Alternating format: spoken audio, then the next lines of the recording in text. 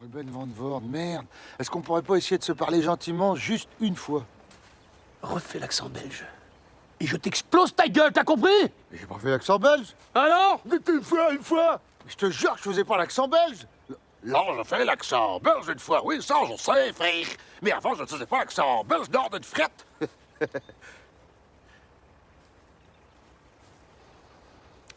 Vous les camemberts, vous vous sentez supérieurs, hein? Mais on est supérieur.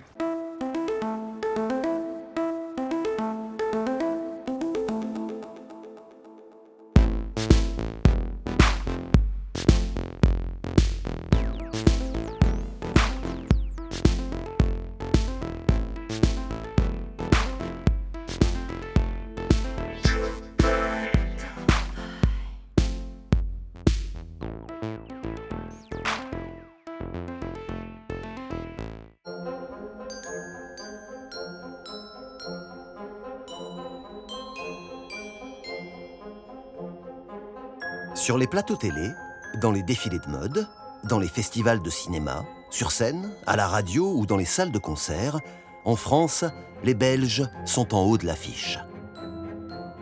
Benoît Poelvoorde, Dries Van Noten, Charline Vanhoenacker, Stromae, Virginie Efira, Damso, les Français se les arrachent. De Tintin au Chat de Gueuluc, la bande dessinée belge est célébrée dans les hauts lieux de la culture parisienne. Et jusque dans le sacro-saint théâtre contemporain, c'est encore un Belge, Yann Fabre, qui ne cesse de choquer. Les Belges sont partout, et une expression revient sur toutes les lèvres des Français, « J'adore les Belges ». Et pourtant, les Belges reviennent de loin, car ils ont été durant de longues années les souffres-douleurs préférés des Français. Et quand on leur tendait le micro, c'était pour mieux se moquer d'eux. Voyez-vous, madame, ce que l'on appelle une disquette? Je crois que c'est une dame qui met des disques pour faire danser les jeunes sur la mode de maintenant. Du rock, du yéyé, tout ça. Vous voyez ce que c'est qu'un traitement de données? Oui, c'est quelqu'un qui est traité de vendu. De données. De données, quoi. Avant, ils avaient la palme de la bêtise, désormais, ils récoltent des palmes d'or. Comment le Belge est-il passé à nos yeux du statut de beauf un peu crétin à celui de prescripteur de tendance? Comment s'est produit ce changement de regard pour le moins radical? Et qu'est-ce que notre amour soudain des Belges dit de nous? Ce qui est certain, c'est que cette belgomania galopante commence à sérieusement agacer nos cousins. Mais ça m'énerve déjà en soi les Français qui nous disent « j'adore les Belges ». Moi, quand je vais en France, je dis pas « j'adore les Français », quoi. Donc, qui nous lâche un peu, quoi. C'est les mêmes dans les années 70 qui disaient j'ai même un ami homosexuel, qui disaient dans les années 80 j'ai même un ami noir, qui disent aujourd'hui j'ai même un ami belge. Aujourd'hui, j'entends encore souvent nos amis les Belges et ça me fait penser à nos amis les bêtes, quoi. Nos amis à quatre pattes, vraiment. Et, et c'est extrêmement agaçant. On n'est pas vos amis, en fait. Oh, mais t'es belge, c'est fantastique. J'adore les Belges. Pff, ta gueule.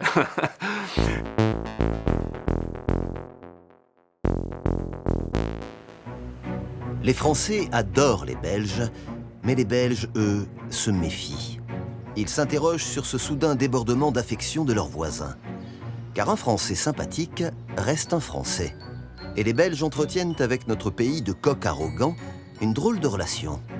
Le fruit d'une vieille histoire faite d'admiration et de rancœur. Car s'ils sont aimés aujourd'hui, les Belges n'ont rien oublié de cette époque pas si lointaine où ils étaient les idiots de service. Gilbert, tu sais pourquoi que les biberons des femmes en Belgique, ils sont le bout carré? Je Non? crois savoir, oui. Tu sais pas, oui? En ce C'est moment, pour les habituer aux frites. À l'époque, il est difficile de trouver un troquet, un repas de famille ou une cour de récréation où ne résonne pas la dernière histoire belge. Vous savez pourquoi les chiens en Belgique ont le museau plat? Non. C'est parce qu'ils n'arrêtent pas de courir après les voitures en stationnement. Voilà, c'est tout. D'après mon expérience personnelle, j'ai toujours entendu dire que les Belges étaient des cons. Oui, je me souviens que quand j'allais en vacances en France, tous les Belges vont en vacances en France, j'étais accueillie à coups de moules frites une fois avec un accent. Mais en fait, j'avais même jamais entendu cet accent et je savais pas pourquoi moules frites une fois, parce que moi, je m'alimentais ni de moules ni de frites. Et voilà, je me suis longtemps demandé pourquoi est-ce qu'on me parlait comme ça. Puis commencé à comprendre que c'était la manière dont les Français percevaient les Belges. Mais ça a été un peu un choc parce qu'en fait, ça correspond à rien. Et surtout, cet accent qui est systématiquement convoqué pour nous caricaturer, cet accent n'existe nulle part. Je prends l'accent belge? Non. Allô? Allô? Allô? Pourrais-je parler à monsieur Leblanc juste une fois? C'est moi? Bonsoir, monsieur Leblanc. Georges Van Bruegel à l'appareil. Pardon de vous déranger à une heure aussi tardive. Je suis producteur belge, n'est-ce pas? Dans les années 70, la France peut encore être un pays qui dit « je suis supérieur » et qui peut traiter avec arrogance un certain nombre d'autres pays. Alors elle en choisit un qui est plutôt petit, elle en choisit un qui est très proche, elle en choisit un qui parle la même langue, mais avec ce que les Français considèrent être un accent. Alors, madame, qu'est-ce qui se passe? Ce qui se passe, tu cherches les pommes de terre pour ton ministre. Mais non, mais vous, j'ai l'impression que vous Eh n'avez... bien, j'ai pas de pommes de terre, je vais faire de la compote, alors je vais en même temps à la toilette. C'est bon? Ah oui, hein? Ah oui, hein? Pourquoi cette déferlante de blagues belges dans les années 70? La France, sans en avoir pleinement conscience, vit une époque charnière où tous ses repères sont bousculés. Elle a perdu son empire colonial et la conquête de l'espace, cette nouvelle frontière, s'est jouée sans elle. En 1979, De Gaulle est mort depuis presque 10 ans et avec lui, l'illusion que la France jouait encore un rôle dans la cour des grands. La guerre froide entre les deux mastodontes russes et américains a fini de reléguer notre pays au rang de puissance moyenne. La France doute. La France est encore dans son arrogance passée, mais elle pressent ou elle sent, je pense, non pas ce déclin, mais enfin cette perte relative d'influence et d'importance. Peut-être qu'avec la décolonisation, la France a connu une perte de prestige. Et donc, il faut reconstruire une image positive de soi. Et comment peut-on construire cette image de soi? On la construit toujours contre les autres. Et donc, l'ennemi proche, c'est le Belge idiot ou le Suisse dans sa grande lenteur. Et ça conforte l'image nationale. Nous, on est bien parce qu'on n'est pas comme ces imbéciles de Belges, on n'est pas comme ces Suisses qui sont lents de compréhension, etc. Parce que les Belges et les Suisses, c'est les deux seuls qui se rendent pas compte qu'en fait c'est pareil. Mais c'est normal, hein, c'est à cause de la distance qui sépare. Alors ils se disent c'est pas possible, c'est pas déconner. Mais en fait, non, je veux dire, ils se gourrent, c'est quand même... Oui. Non. Oui. Non, j'exagère, il y a quand même... Oui, non, quand même. Mettons par exemple, on rencontre un vrai con en Suisse. C'est un Belge. Enfin, moi je dis ça, je m'en fous, hein, je suis ni belge, ni suisse, ni juif, alors je suis normal. La Belgique est une proie idéale pour regonfler notre ego. Né sur les cendres de l'Empire napoléonien pour faire tampon entre les grandes puissances européennes, c'est un pays jeune et sans véritable influence diplomatique ou militaire. Des ingrédients parfaits pour rassurer la France sur sa grandeur. Si la Belgique est une blague, la France, elle, est éternelle. Mais si nous choisissons les Belges comme faire-valoir à la fin des années 70, c'est aussi parce que les blagues belges réactivent des clichés qui se sont forgés lorsque les Belges étaient nos premiers immigrés. Dès le 19e siècle, les Français construisent un stéréotype du Belge. Alors, qui sont les Belges avec lesquels ils ont contact? C'est naturellement pas des gens de l'aristocratie, mais c'est des gens pauvres qui émigrent vers la France, le Nord, mais aussi jusque Paris. Il faut savoir qu'aux environs de 1900, les étrangers les plus nombreux en France, ce ne sont ni les Portugais ni les Algériens, mais ce sont les Belges. À cette époque, les Belges sont près d'1 demi-million en France. Ils viennent travailler dans l'agriculture, dans l'industrie textile et surtout dans les mines de charbon du Nord. Les salaires sont meilleurs et les patrons français cherchent de la main-d'œuvre pour casser les grèves qui se multiplient. Lorsque les Français ont fait de longues grèves pour obtenir des avantages sociaux, bien souvent, on a cassé les grèves du côté du patronat en faisant venir des Belges. Et donc, il y a là une image très négative. Les Français les considèrent comme des gens qui vivent d'expédients, qui ne paient pas leurs impôts, qui ne font pas le service militaire, qui font de la fraude, et comme des imbéciles aussi, parce que ce sont des gens de la campagne, et donc arrivés à Paris, toutes les nouveautés d'une vie urbaine leur échappent, et ils sont considérés comme des gens ignares. Quand ressurgissent les stéréotypes sur les Belges, la France sort des 30 glorieuses. Les baby-boomers dansent, se trémoussent, la classe moyenne a pris le pouvoir. Cette population urbaine, composée d'enfants et de petits-enfants d'ouvriers et de paysans, a les yeux rivés vers l'Amérique. Les filles portent des pantalons et ceux des garçons ont des pattes d'œuf. Mais les Français découvrent une réalité nouvelle, le chômage. Le deuxième choc pétrolier vient de frapper et pour les Français, le Belge va incarner le plouc, le beauf, le provincial, le déclassé. Une figure de la crise qui fait si peur qu'on préfère en rire. Il y a une image archaïque du Nord et de la Belgique liée au type d'industrie qui s'y était développée lorsque commence la désindustrialisation. Et la désindustrialisation, ça veut dire essentiellement la fermeture des mines, par exemple. Donc les mines avaient été quelque chose de mythique, aussi bien dans le nord de la France qu'en Belgique, mais cette image mythique s'effondre avec la désindustrialisation. Et donc, au lieu d'être les héros du travail, ils deviennent les pauvres types qui sont bloqués dans une situation archaïque. Vous buvez combien de ballons rouges par jour? Pour tout mettant, une moyenne de 6, 7. Et puis ça va, vous vous sentez bien? Ah oui. Ça vous arrive aussi quelquefois de boire de l'eau? Oui, quand on n'a plus de pognon. Ce sont des gens qui sont bêta, qui sont un peu alcooliques, qui n'ont pas d'éducation, qui comprennent difficilement les choses, etc. Pour vous, qu'est-ce que c'est la frite? Oh ben écoutez, c'est un petit peu un fruit national, quoi, si vous voulez. La frite, c'est un fruit? C'est un fruit, oui. Ah. Vous le prenez pour un légume, nous autres on le mange tous les jours, ben on se le change un petit peu en ci, en ça, ben on a trouvé la frite, on trouve que c'est merveilleux. Et c'est donc un mépris, je dirais, de la classe moyenne par rapport aux ouvriers.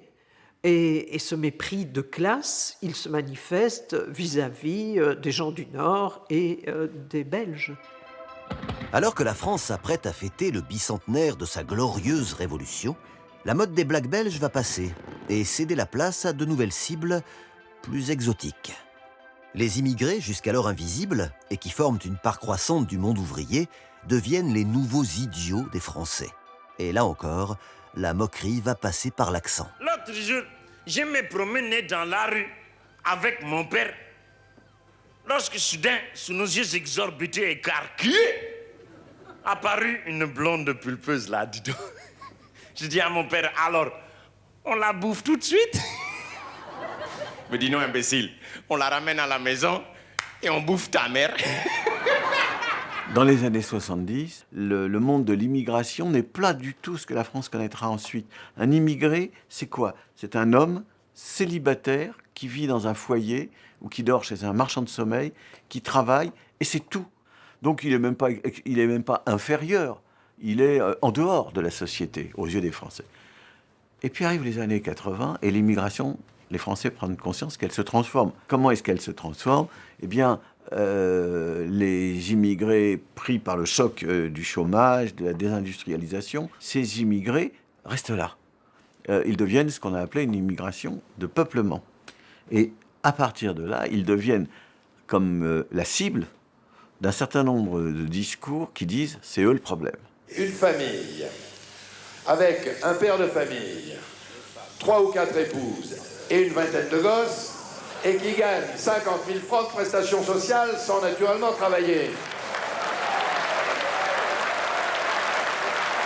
Si vous ajoutez à cela le bruit et l'odeur, eh bien, le travailleur français sur le palier devient fou. Il devient fou. Autrement dit, de l'image d'un groupe inférieur extérieur, les Belges, on passe à l'image d'un groupe qu'il faudrait inférioriser, peut-être même dont il faudrait se débarrasser, les immigrés et leurs familles. Alors avant, le gouvernement, il disait « Français, Françaises, il faut faire des enfants sur une grande échelle. » T'as vu la gueule de ma femme Zoubida quand il est tombé de l'échelle? La dérision qui s'installe dans ces années de crise, puisque, à mes yeux, nous sommes dans des années de crise, eh bien, elle commence à s'exercer sur le pays et non plus sur les autres. Et à l'intérieur du pays, la dérision se fait très souvent aux dépens, au fond, de ceux qui sont en situation d'échec. Dis, mais bon, dis!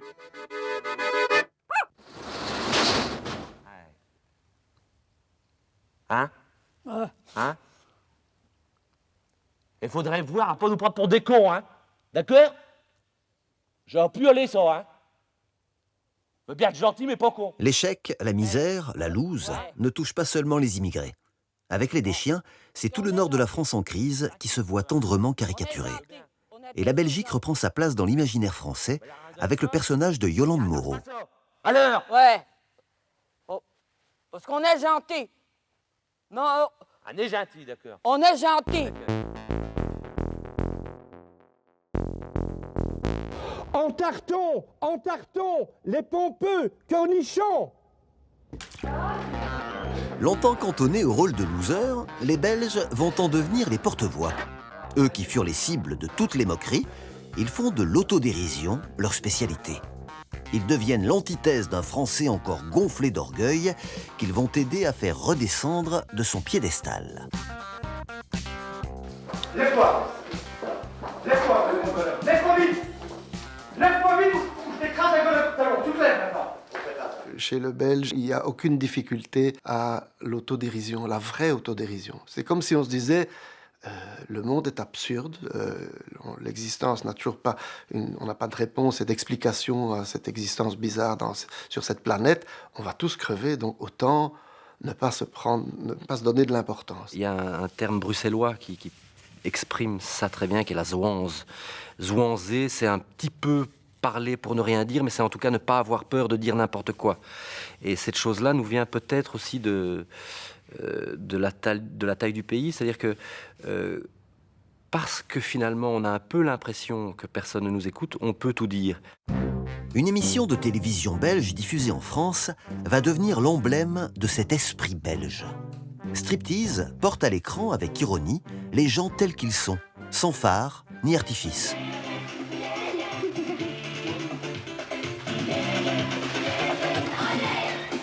Hey, vous mettez la table, maman. Dans la table. Après? Non, non, directement. Hey, Quand même, tout le qu'il n'y ait monde. pas de femmes sur la terre, on était tous heureux. Quoi? Ouais. Mais faut toujours avoir des femmes sur la terre. Moi, le jour où il n'y a pas de femme sur la terre, autant dire que. De quoi? Je me tue, c'est Moi, je serais bien Pourquoi malheureux s'il n'y a pas de femmes sur la terre. Non, pourquoi? On se tous occupés de se faire une branlette. Ah ben, il y avait ma copine ici. Hervé. J'ai l'impression qu'il y a une espèce de culte de l'idiotie, enfin on assume une certaine platitude dans ce plat pays et ça devient une marque de fabrique. Bonjour madame. Bonjour monsieur. Excusez-moi de vous déranger. Nous sommes une équipe de télévision Oui. et nous effectuons un reportage sur les vieilles personnes et la solitude Oui. dans les grandes cités. Oui. Auriez-vous l'obligeance de répondre à quelques questions, s'il vous plaît? Je veux bien, si ça dure pas trop longtemps. Non, je vous assure, nous serons très très brefs, oui. Bon, ça va. Ah, je vous remercie. Je vous en prie. Nous allons nous faire très petits.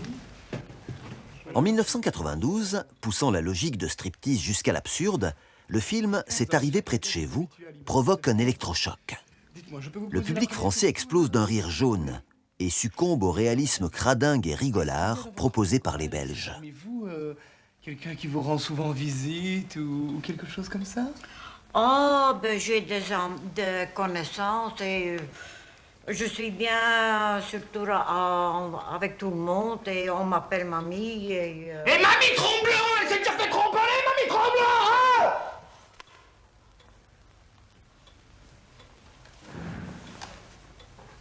Tu vois, ici, c'est un peu particulier. Hein. Quand je suis rentré, j'ai tout de suite vu sur la table la boîte de Sédocker. Et je ne sais pas si tu sais, mais une boîte de Sédocker, c'est un médicament pour les gens qui souffrent du cœur. Donc ici, j'ai foutu une trouille bleue, ce qui me permet d'éviter de gaspiller une balle, tu vois. On a vu apparaître quelques jeunes chiens fous au Festival de Cannes dans un film qui ressemblait à rien et qui était effrayant et drôle à la fois. Et c'était quelque chose qui n'appartient pas spécialement à la Belgique, qui leur appartenait à eux, mais c'est pas venu de France en tout cas. C'est venu de Belgique et ça a été une sorte de pied dans la porte pour pas mal d'acteurs, de chanteurs, etc., qui sont tout d'un coup devenus crédibles et on leur a prêté une aura de liberté, de pied de nez aux conventions, etc. Il y a une espèce de revendication. Oui, nous sommes des gens terre à terre. Oui, nous aimons bien montrer la réalité. Et dans les émissions, effectivement, striptease, c'est arrivé près de chez vous, etc. Il y a cette revendication de porter la vie des gens normaux, des gens ordinaires, et de jeter sur eux un regard qui est à la fois ironique, bien sûr, c'est une forme de la revendication identitaire des Belges, c'est l'auto-ironie. C'est un regard ironique, mais c'est aussi un regard d'une certaine empathie. Les Belges prennent leur revanche, et avec eux, celle de la France d'en bas. Leur regard n'est pas surplombant, mais au ras des gens. Et la France va consacrer cet esprit nouveau en donnant une palme d'or au film des frères Dardenne, Rosetta, l'histoire d'une jeune femme qui se bat pour vivre normalement et avant tout pour garder son travail. Sur ces genres de personnes qui sont exclues de la société et qui essayent de rentrer dedans, de se faire reconnaître, d'exister, pas seulement de vivre comme des animaux, mais d'exister pour des autres êtres humains, des gens comme ça, on en rencontre beaucoup. Si tout le monde regarde un peu, tout le monde peut rencontrer des Rosetta. C'est pas... on vit quand même dans une société qui a produit et qui continue à produire des multiples Rosetta. Et il y a en effet une sorte de poétique de l'ouvrier, d'esthétique de l'ouvrier qui marche très fort auprès de la boboïtude, mais qu'elle soit belge ou française. Et peut-être qu'en effet, on peut bénéficier de ça aussi. Esthétique des friches industrielles rouillées, etc. C'est par ce qu'on a de plus pauvre, de plus petit, de plus moche, qu'on a réussi à toucher et à se grandir. Ça, c'est très très belge, ce truc-là. Cette transformation de notre regard sur les Belges exprime chez les Français une valorisation nouvelle des classes populaires. La simplicité, autrefois moquée, est désormais presque admirée. Les prolos, les beaufs, les ploucs seraient des gens plus chaleureux, plus vrais, plus libres, qui ne s'encombrent pas de manières. Des gens plus authentiques. En fait, c'est un peu comme ce slogan d'il y a quelques années, « Uncool is the new cool », quoi. Ce qui est vraiment naze, en fait, c'est devenu ce qui est vraiment cool. Et je pense que c'est aussi pour ça que le Belge aujourd'hui est particulièrement apprécié. Pas gueuler, hein. Pas plus rien si je suis un gros con, hein. Je crois qu'il y a une espèce d'authenticité terrienne que le Français est content de retrouver chez son petit frère à un moment donné. Parce que lui, le Français, parfois, à force d'être dans les lumières et dans l'esprit, s'il y a bien quelque chose qui est français, c'est l'esprit, et c'est pas plus mal, peut-être que tout d'un coup, la Belgique lui a redonné un corps à cet esprit. Chez le Nord. Avec la mer du Nord, pour dernier terrain vague. Et ce mouvement de réconciliation des Français avec leurs voisins belges, d'une France qui regarde aussi d'un œil nouveau le Nord et ses provinces sinistrées, va connaître son apogée avec le succès phénoménal du film Bienvenue chez les Ch'tis. Bonsoir, Bilout. Hein? Mais avec l'équipe de le poste, on voudrait... On voudrait recommander la même cause. S'il vous plaît, hein? Excusez-moi, je suis pas ch'timi, je suis de la région parisienne et j'ai rien compris. Alors, Bienvenue chez les Ch'tis, c'est normalement un film franco-français, mais évidemment, il a eu énormément de succès en Belgique parce que tout ce qu'on attribue aux Ch'tis, En fait, c'est aussi de l'autre côté de la frontière, c'est les mêmes mots, c'est les mêmes expressions. Je te dis quoi et autres. Et donc, c'est une espèce de revalorisation d'une particularité qui jusque-là était considérée comme un peu honteuse. Il y a l'idée qu'en effet, là, on pourra trouver, se ressourcer, c'est comme la figure du bon sauvage, hein, du reste, dans les Robinsonades, quoi. On va aller se ressourcer au contact d'une humanité qui n'a pas été pervertie par la culture. Voilà. Et donc, effectivement, le Nord, et donc la Belgique peut représenter ou peut jouer ce rôle-là du bon sauvage, un culte, ce qui, à certains égards, n'est pas tout à fait faux.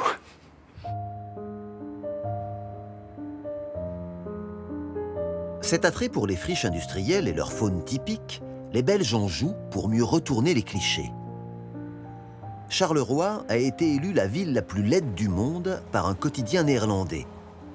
Nicolas Buissard, étudiant des Beaux-Arts, organise depuis un safari dans sa ville, célèbre pour son chômage, son alcoolisme et ses faits divers.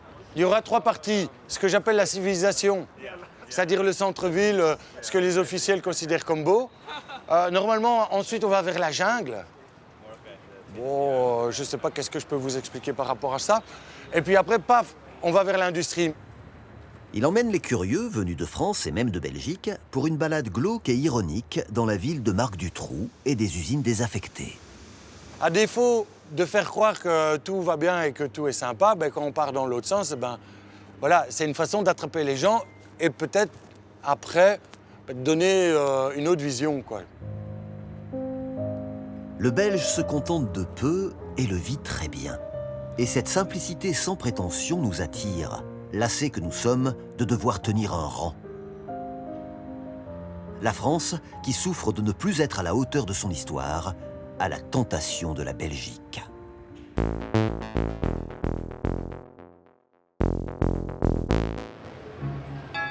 Pendant des siècles, l'identité de la France a été résumée par un mot, la grandeur.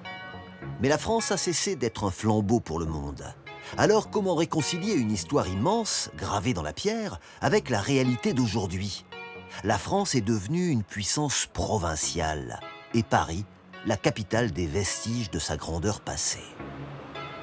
Moi, je comprends très bien l'esprit parisien, c'est-à-dire une espèce de mélange de suffisance et de dépression nerveuse qui crée de l'agressivité et qui, pour moi, vient de la beauté et de la grandeur de cette ville, qui, architecturalement, est évidemment incontestablement sublime.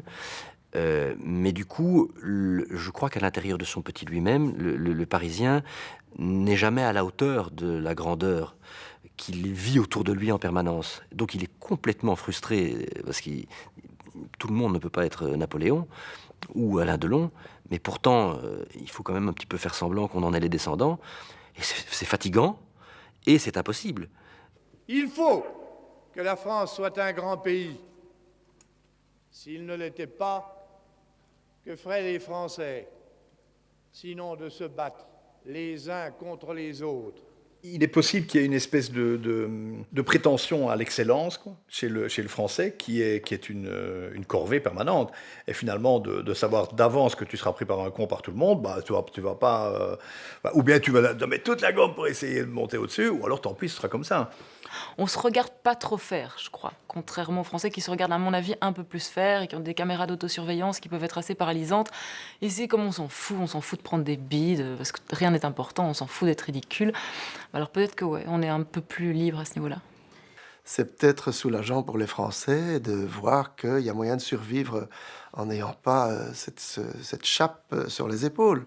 Et donc, c'est vrai que dans le fond, plutôt que d'annexer la Belgique à la France, il faudrait plutôt annexer la France à la Belgique et se dire, allez, on est tous les plus petits et on va survivre grâce à ça. Accepter d'être petit et ne pas en souffrir. Voilà ce que proposent les Belges à la France.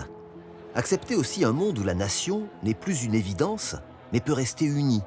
Voilà ce que nous disent les Belges avec leur communauté wallonne et flamande. Accepter enfin un monde où l'État, le socle fondamental sur lequel s'est bâtie la France, n'est peut-être plus aussi important qu'avant. Imaginez un pays sans gouvernement depuis 7 mois. Pas de ministre, pas d'exécutif. Eh bien, ce pays existe, il est même au cœur de l'Europe, c'est la Belgique. Cela fait 290 jours que les Belges n'ont pas de gouvernement. C'est plus que l'Irak. Des célébrations qui se déroulent dans un pays sans gouvernement depuis plus de 400 jours. Après 535 jours de crise, sans gouvernement. L'histoire des 541 jours, puisque c'est le chiffre final, sans gouvernement en Belgique, c'est vraiment le bon exemple du côté exotique, comme je disais, de ce pays. Pas dans le sens où c'est tellement exceptionnel d'avoir une durée sans gouvernement, surtout que ce n'est pas sans gouvernement. C'est exotique dans le sens où ça prouve que les Français connaissent rien au système belge. Parce qu'il nous manquait un gouvernement, mais on en a 6 ou 7. Hein. Tous les Français se sont imaginés qu'on était un pays où il n'y avait plus d'État, au sens... il n'y avait plus personne quoi, au-dessus, et qu'on se débrouillait tous quand même très bien comme ça. Ce serait beaucoup trop beau pour être vrai. Ça prouve juste qu'on ne nous connaît pas du tout. La vraie question, c'est de savoir si la Belgique est une monarchie et la France une république. Et en fait, tout le monde se trompe, parce que en fait, la Belgique est une république et la France est une monarchie. Sauf qu'en Belgique, il y a un roi et qu'en France, il y a un président de la République. Mais le roi n'a strictement aucun pouvoir. En revanche, le président de la République française, lui, a de vrais pouvoirs régaliens. En France, c'est sûr, la politique est reine. Héritage d'une vieille culture monarchique, une certaine grandiloquence marque encore nos débats politiques. Chacun se doit de maîtriser avec brio la langue de Molière et étaler ses références pour mieux disqualifier l'autre. Tartuffe. Bien sûr. Tartuffe. Sur la TVA. Tartuffe. C'est pas un gros mot. C'est pas un gros mot. Hein, non. Oui, c'est la pièce de Molière à laquelle vous faites bon allusion. Ah bon. Oui. Ça, mais il y a une introduction qui s'appelle La lettre à l'imposteur, où on dit « ce sont des paradoxes, mais ce ne sont pas des vérités bon. ». Ça s'applique exactement à vous. Allez, ne soyons pas cuistres. Bon. C'est vous qui êtes décadents, parce que c'est À chaque élection présidentielle, le sort entier de la nation, et donc du monde, semble se jouer. Avec de tels enjeux, la vie politique est le théâtre d'une guerre civile permanente, qui commence peut-être à lasser les Français. On se conduit bien dans l'hémicycle, monsieur Drey. Allez. La campagne que provoque ce système électoral à la française est une campagne violente, parce qu'il faut démolir tous ses adversaires, parce qu'on doit finir tout seul. En Belgique, c'est le contraire, il ne faut pas trop les démolir, il faudra s'arranger avec eux. Le pays, écartelé depuis sa fondation en communauté linguistique, a développé une culture du consensus bien éloignée du modèle français. C'est comme si le conflit franc et joyeux, tout était mis en œuvre pour qu'il n'arrive jamais. Là où en France, tout est mis en œuvre pour que ça arrive tout le temps. Monsieur Guénaud, posez la question. Qu'est-ce qu'être fort ? Non, je supplie. Sur ce garde parfaitement mes nerfs. Je ne veux pas.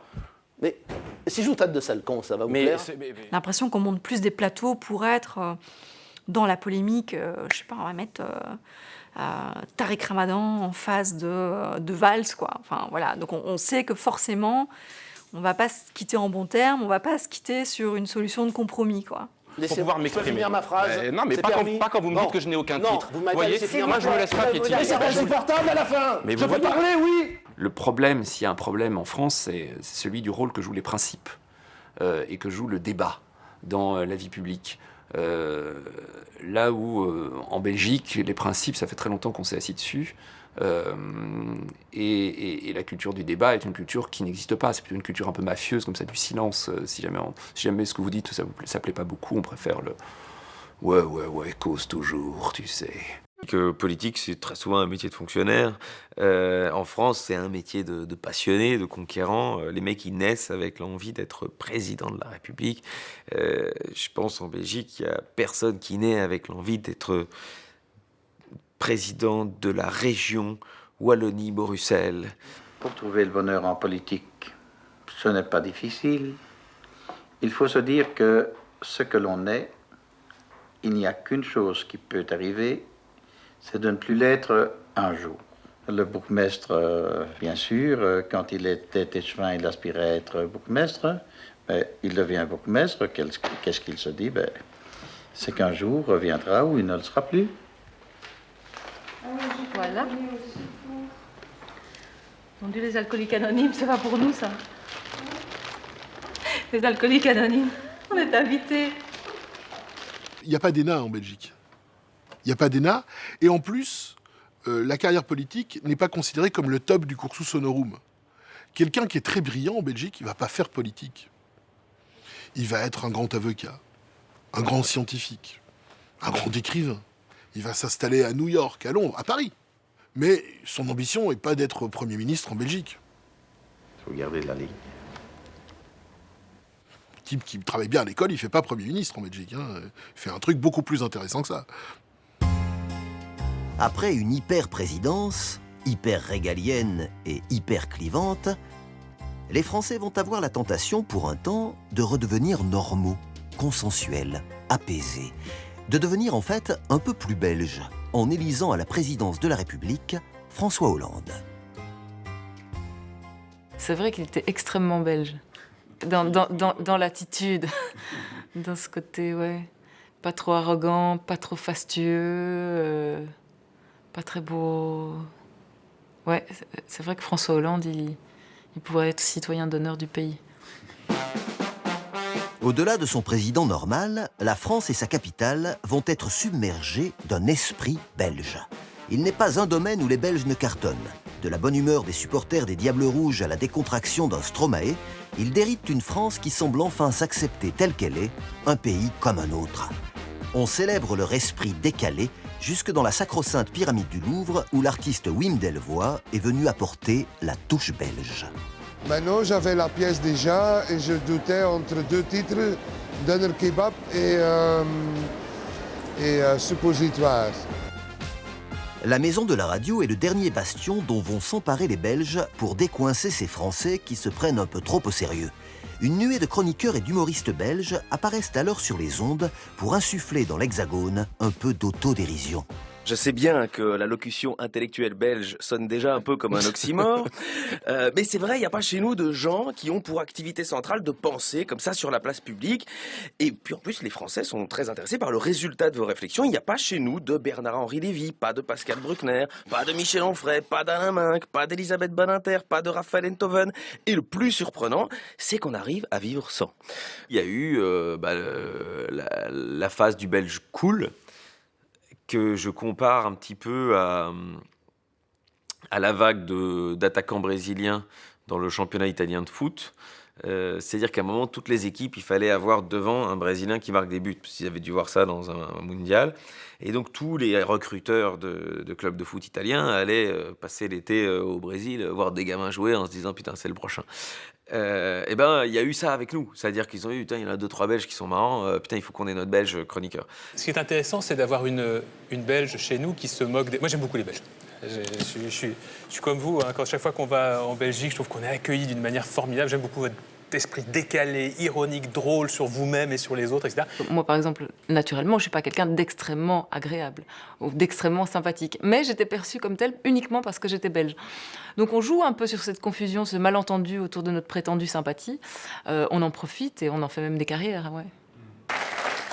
24 heures après être arrivé en France, quel regard portez-vous sur l'Hexagone ? Bien, Ali, je vous propose une petite séquence kamikaze aujourd'hui pendant laquelle je vais, sous vos yeux, ébahis, me faire huer et conspuer par 65 millions de personnes. C'est probable. En cette époque morose, marquée par la crise, le chômage, la pauvreté, l'intolérance au gluten et le creux entre les cuisses des petites poufs de 16 ans, il est peut-être là le dernier bastion de l'esprit punk dans ce gros doigt d'honneur que je vous adresse et qui sera l'occasion pour la chaîne qui m'emploie de s'interroger sur la drôle d'idée qu'elle a eue de me faire confiance. Je vous déclare donc en toute décontraction que je déteste la France. Je me demande s'il n'y a pas tout à coup un inversement. On sera en train de devenir les cons des Belges ? Je me pose la question, c'est un peu ce que vous nous racontez. Mais oui, sans vouloir vous froisser, je pense. Vous ne me froissez pas, c'est moi qui vous le tends. En fait, on nous aime bien parce qu'on tend un miroir qui, sous couvert d'impertinence, est quand même plutôt valorisant pour les Français, malgré tout. C'est-à-dire ? Oh, ben c'est le petit fou du roi qui vient, qui s'intéresse aux Français. Enfin voilà, c'est toujours intéressant de voir le voisin qui n'a rien à voir, mais qui est passionné par la France. Nous invitons avec joie les Belges à se moquer de nous. Nous voulons leur ressembler dans leur décontraction et leur franchise. Nous aurions fait une forme de mea culpa vis-à-vis de notre souffre-douleur préféré et admis qu'il y a quelque chose de ridicule à se prétendre plus grand que ce que l'on est. Mais si les Belges sont restés fidèles à eux-mêmes, qu'en est-il vraiment des Français ? En valorisant notre petit cousin, ne cherche-t-on pas, une fois encore, à se valoriser nous-mêmes ? Moi, j'ai envie de dire qu'il ne s'est rien passé, en fait, dans la tête des Français. Il ne s'est rien passé parce qu'en fait, rien n'a changé. C'est-à-dire, entre les Blacks belges et la valorisation du bon belge, c'est du pareil au même. D'une certaine manière, c'est assez constituer une position subjective qui est une position au fond de supériorité, parce que la personne dont vous vous moquez par cette forme extrêmement violente de relation qui est le rire, ou bien qu'il s'agisse de quelqu'un dont vous tapetiez la tête comme ça gentiment, comme vous tapotez la tête à un débile ou un animal domestique, c'est le même type si vous voulez, d'image de soi que l'on constitue par rapport à l'autre.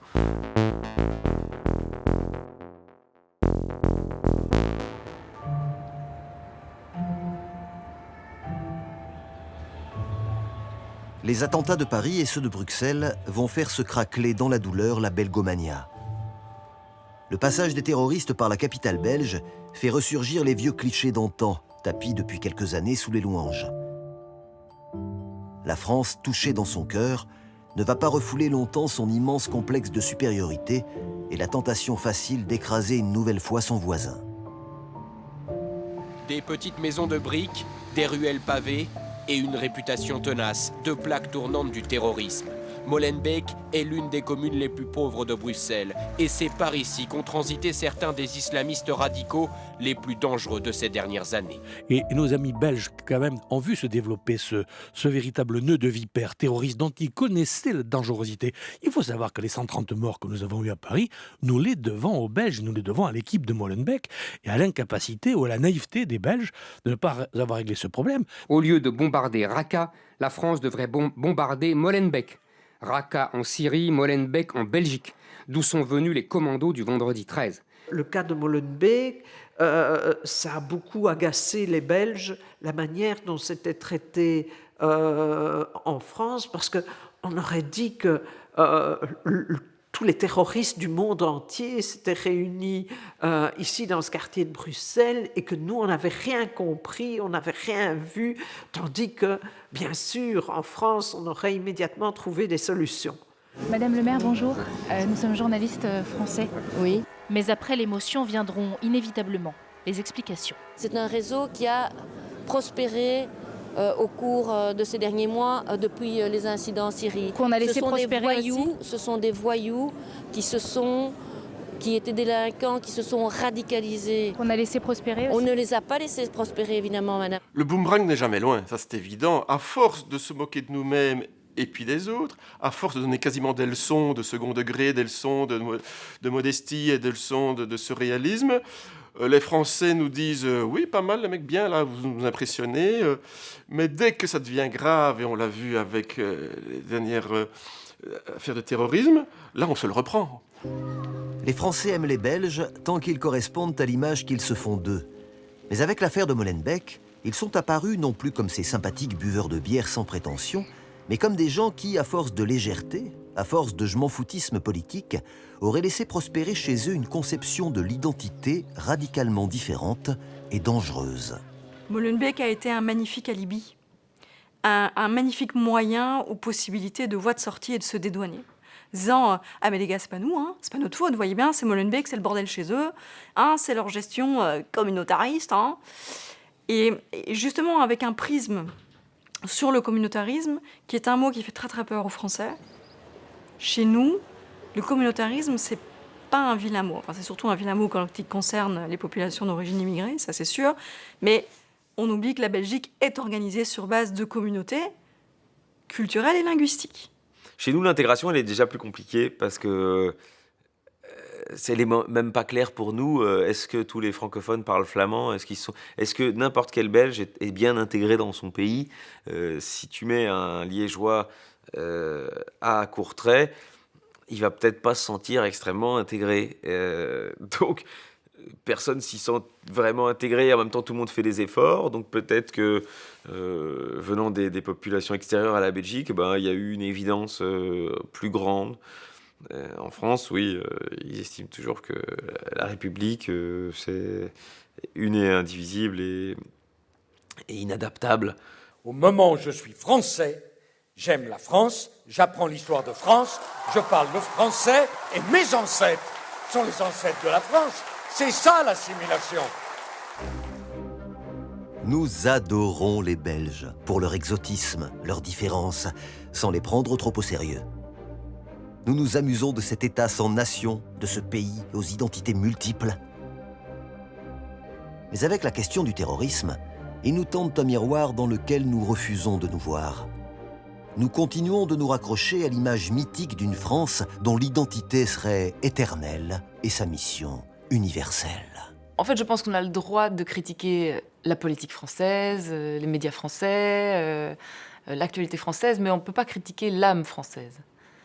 Et pourtant, je pense que spontanément, c'est ce que beaucoup de Belges auraient envie de faire. Mais ça, je crois que ça passe assez mal, quoi.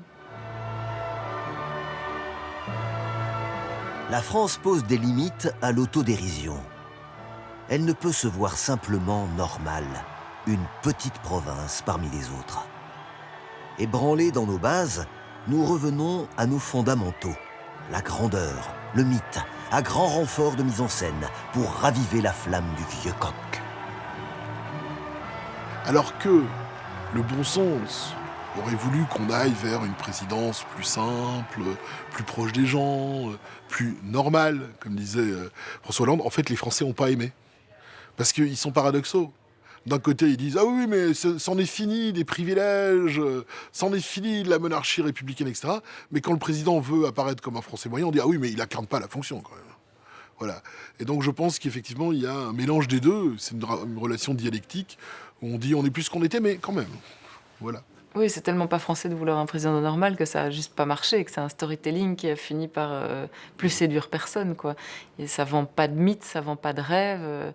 Et la France est une grande nation qui se nourrit de son propre mythe. Donc je pense que, ouais, sans ça, elle meurt. Les Français sont fatigués d'être Français, mais ne peuvent s'empêcher de l'être. Et ils cherchent au fond chez les Belges ce qui les met en valeur. La France avait le monde, il lui reste la Belgique. Quant aux Belges, la figure du Français est un repoussoir qui les conduit à la fierté de ne pas être fiers. Deux identités qui se nourrissent sans fin d'une moquerie réciproque, car elles sont en réalité les deux faces d'un même cliché, le Français arrogant et le Belge modeste. Il y a une grande devise en Belgique. Si on veut réussir dans le commerce, il faut acheter du français pour le prix qu'il valent et vous le revendez pour ce qu'il croit valoir.